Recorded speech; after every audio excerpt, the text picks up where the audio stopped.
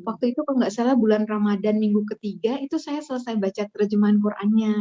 Jadi di situ saya bermaksud untuk mencari mungkin ada salahnya atau apanya nih Quran gitu ya, kontradisi kah atau apa gitu. Jadinya biarin saya mungkin belum banyak yang tahu gitu ya.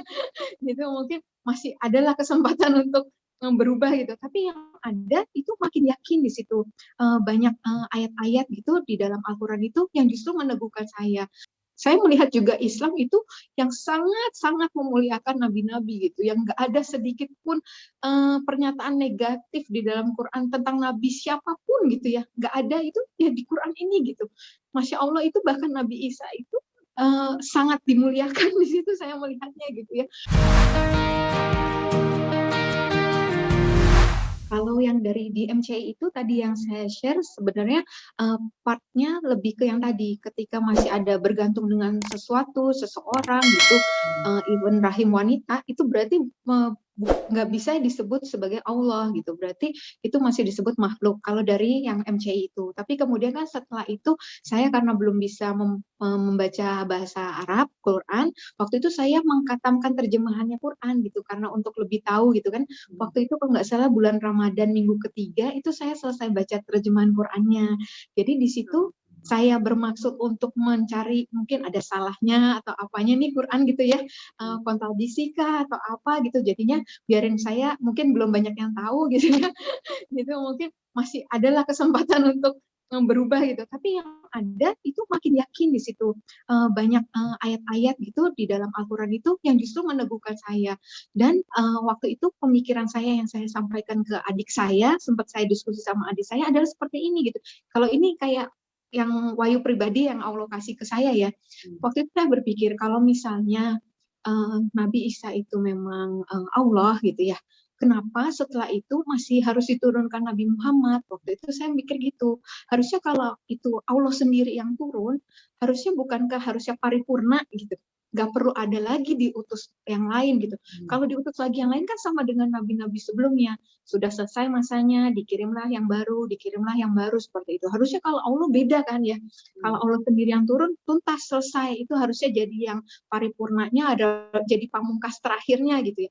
Tapi masih ada tuh Nabi Muhammad gitu, dan yang kan nggak mungkin hoax ya, banyak saksinya Nabi Muhammad pernah hidup dan memang dituju sebagai rasul gitu kan. Nah itu saya sampaikan gitu ke adik saya juga, perempuannya gini. Waktu itu saya bilang, deh kamu kalau kalau kan adik saya kedokteran umum ya, yang paling kecil itu saya bilang, kalau nyari referensi kan pasti kita yang terbaru ya, yang terupdate, yang terakhir gitu ya, yang the latest one saya bilang waktu itu. Iyalah kata adik saya gitu. Nah, makanya dia bilang kayak gitu. Terus kamu nggak mikir kalau nanti setelah Muhammad masih ada nabi lagi gimana?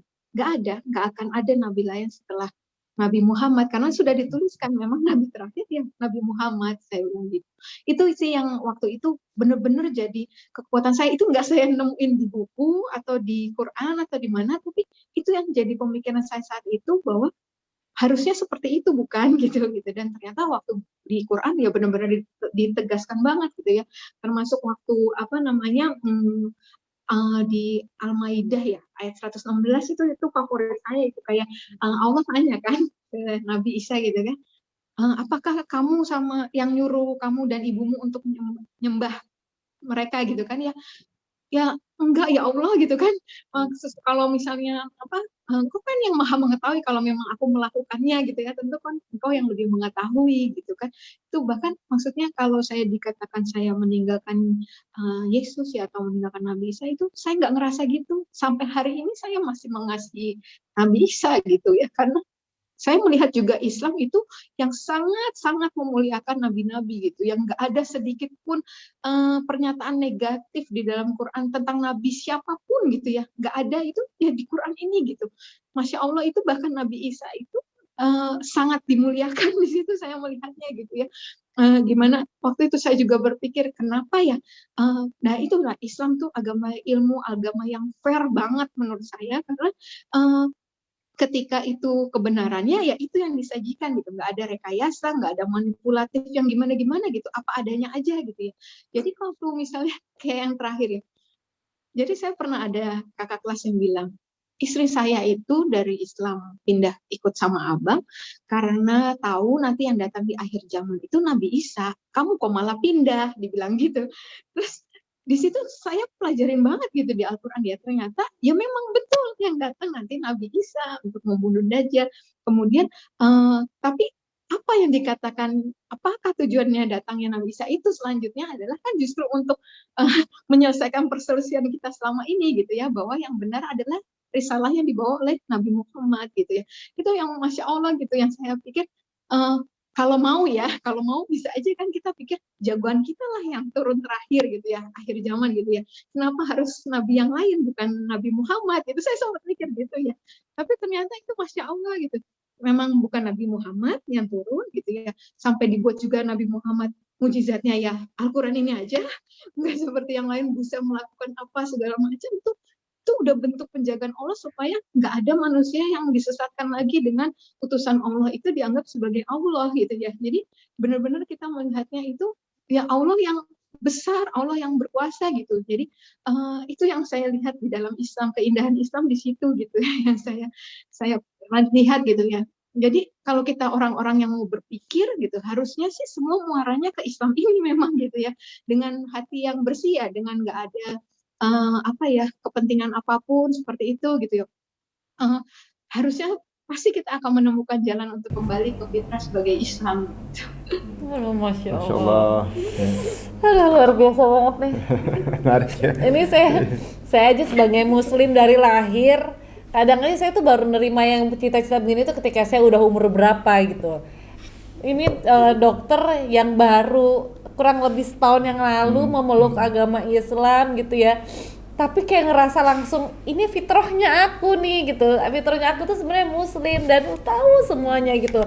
Dan keingintahuan dari dokter ini kan semata-mata karena mencoba untuk mencari kebenaran, karena ya pada hakikatnya kebenaran itu pasti akan muncul sendiri gitu, pasti akan hadir gitu di hadapan kita. Dan Masya Allah semua kayak ditunjukin satu persatu, mungkin dari awalnya dari keraguan dan akhirnya sesuatu yang bikin teguh hati, malah ya Allah ini adalah agama yang terbaik, agama yang sangat sempurna dengan semua panduan-panduan yang ada di Al-Quran. Masya Allah. Masya Allah. Jadi teman-teman yang tentunya juga teman-teman muslim atau juga mungkin non muslim menyaksikan bahwa memang Islam itu ya menyayangi Nabi Isa ya, sangat sayang banget. Bahkan ibundanya Bunda Maryam itu satu-satunya wanita yang jadi nama surat di Quran. Betul. Ya kan? Satu-satunya nama wanita ya Bunda Maryam. Udah gitu ya benar juga kata dokter tadi bahwa umat Islam itu juga sangat menyayangi Yesus tapi sebagai nabi gitu kan. Iya, Nabi Isa. Nabi Isa gitu. Jadi jatuhnya bahwa benar sekali bahwa yang akan turun di akhir zaman nanti Nabi Isa, kita pun meyakini dan nggak ada kontradiksi di dalamnya, dan kita ya karena kita mengetahui sebabnya beliau akan turun itu apa, ngapain. Jadi ketika dipertanyakan kan akan turun, ya memang kita juga meyakini itu. Dan itu semua ada lagi ya, maksudnya penjelasan mengenai kenapa turun gitu ya, nanti di akhir zaman lah gitu ya akan turun lagi Nabi Isa sebagai penyelamat itu.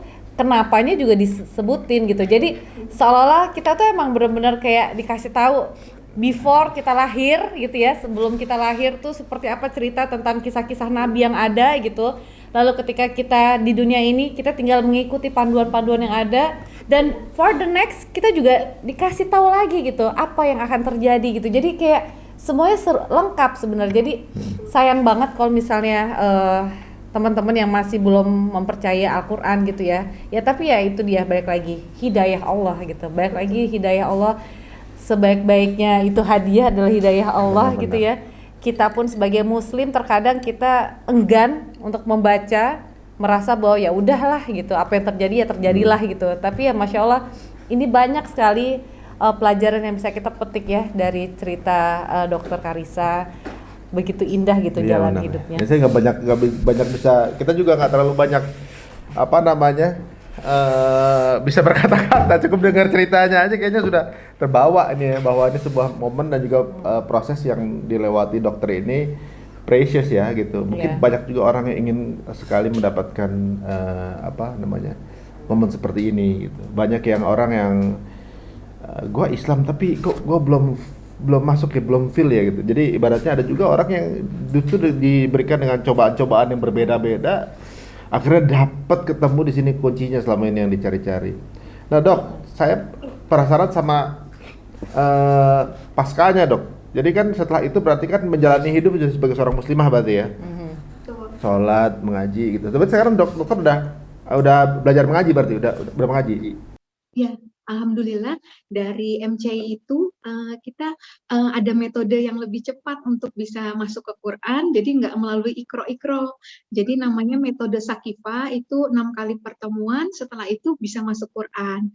Gitu. Alhamdulillah sudah nggak buta huruf Arab lagi, tapi ya belum bisa indah lah lantunannya gitu. Juga mungkin qalqalah juga belum sempurna.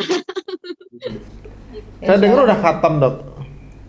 Khatam sudah beberapa kali, alhamdulillah. Masya Allah. Masya Allah.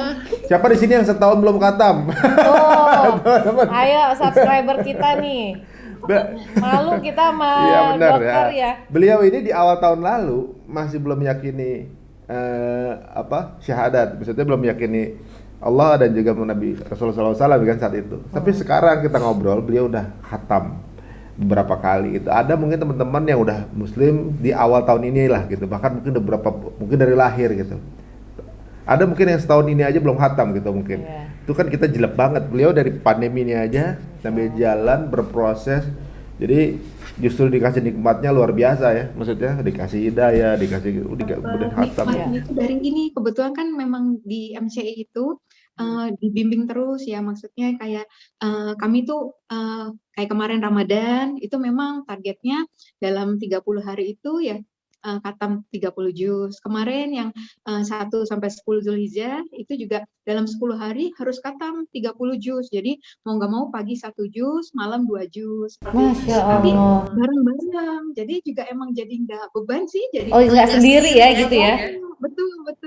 Jadi terus kan kalau misalnya lupa atau apa dihubungin seperti itu. Itu sih mungkin gunanya kita punya komunitas ya untuk saling menguatkan. Memang kan sebaik-baiknya teman di majelis ilmu itu yang Ya, bisa berjamaah jadi ya. menguatkan. Iya, seperti itu sih. Itu kemarin tips-tipsnya. Salah satu yang bisa menguatkan juga ya. Iya, betul. Tapi kalau boleh tahu nih, maaf sekali, ini kan berarti anak-anak ngikut sama dokter ya? Iya. Ini gimana nih dok? Karena kan ya namanya juga masih anak-anak gitu ya, kita juga belum boleh juga gitu untuk memaksakan mereka gitu. Nah tapi melihat ibundanya gitu ya memeluk muslim, nah bagaimana pandangan anak-anak dan seperti apa nih keadaan anak-anak sekarang? Jadi alhamdulillah ya itu saya juga nggak mengira gitu, dari yang anak-anak juga sempat hidup beberapa bulan di pesantren itu juga saya khawatir tadinya ya bagaimana mereka mungkin akan culture shock lah paling enggak ya pertama kali mungkin gitu. Tapi alhamdulillah gitu ya, itu memang betul ya, anak-anak sebelum akil balik kan memang fitrahnya adalah muslim gitu. Jadi walaupun secara hukum negara gitu anak-anak masih seperti agama saat dia dilahirkan seperti itu, dan sampai hari ini sekolahnya juga masih yang pas pelajaran agama juga masih ikut yang sebelumnya juga gitu. Tapi saya di situ alhamdulillahnya nggak merasa insecure. Saya yakin sih ya, seperti di Quran Surat Al-Qasas ayat 56 tadi yang dibilang juga Mas Ari ya, hidayah itu kan semata-mata milik Allah.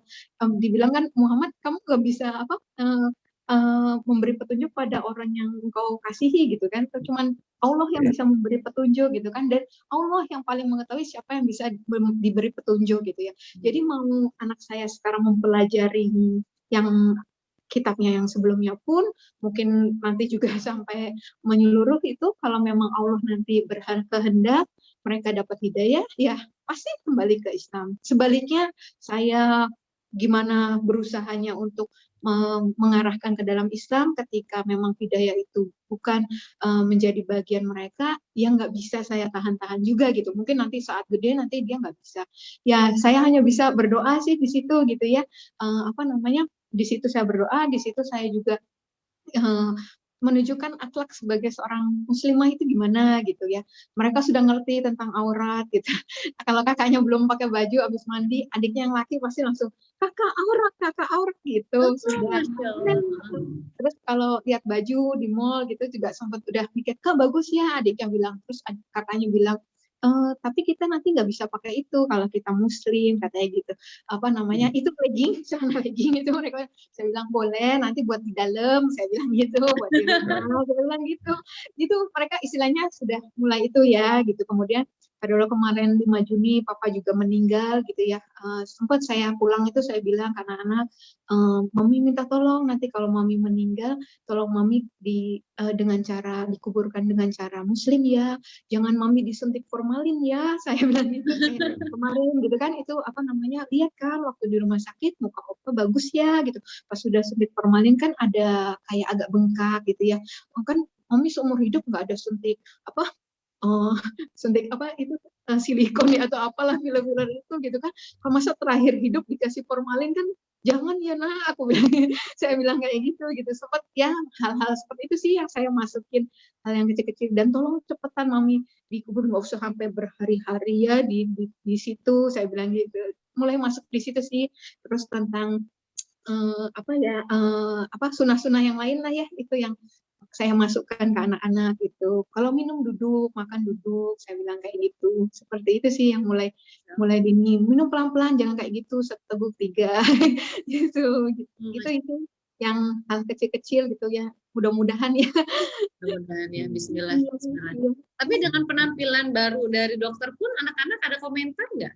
Enggak, mereka malah sempat mereka malah, mami punya yang seperti mami nggak buat aku, sempat nyari yang gaun seperti aku, sempat nyobain pakai kerudung juga sempat gitu mereka. Terus ya itu selama ini yang dikasih sama teman-teman, sama orang-orang yang tahu gitu, itu saya selama ini saya taruh di kontainer kan, karena saya pikir nanti ya kalau mereka minta saya berikan, kalau belum ya enggak gitu. Ya Jadi waktu ini ya sama ditanya, ya waktu ditanya ada sayang, ada saya. Oh iya. Ini enggak gitu, misalnya ikut mereka ikut apa, gerakan sholat lah sebagainya gitu. Ya ada bukan sayang, ada gitu, ada aja gitu. Tapi ya udah gitu aja, mau mereka iya enggak ya udah gitu, sebatas itu sih. Hari ini tadi mereka ikut online juga apa, ibadah sekolah minggu ya. Dari online juga Dari ya udah gitu. Saya saat itu sambil sholat zuhur tadi juga ya udahlah gitu, tapi saya sambil berdoa gitu. Ya Allah terlebih mampu lah untuk memberikan hidayah ya. Itu doa saya hanya itu aja setiap sujud. Sujud itu orang-orang yang saya kasihi mudah-mudahan diwafatkan dalam keadaan Islam gitu. Sampai akhir kan yang dihitung terakhir ya Mbak ya. Sekarang mau kayak gimana pun kondisinya, terakhirnya mudah-mudahan bisa berkumpul lagi sama orang-orang soleh. Amin. Masyaallah. Umur berapa sih dok anak-anak? 9, 7, 4, yang laki 4. Oh, dia masih kecil ya, 4 tahun ya, seumuran Atala ya? Kata ya. Seumuran Atala. Nah, Dok, waktu memeluk Islam sempat ada culture shock versi ritual gitu, misalnya culture shock versi agama nggak? Saksinya ya, saya sering ngomong gitu. Andaikan di agama saya pakai kerudung, mungkin saya orang yang termasuk golongan yang pakai kerudung. Waktu itu saya udah pernah ngomong. Emang udah ada hidayah sebenarnya udah dari dulu ya.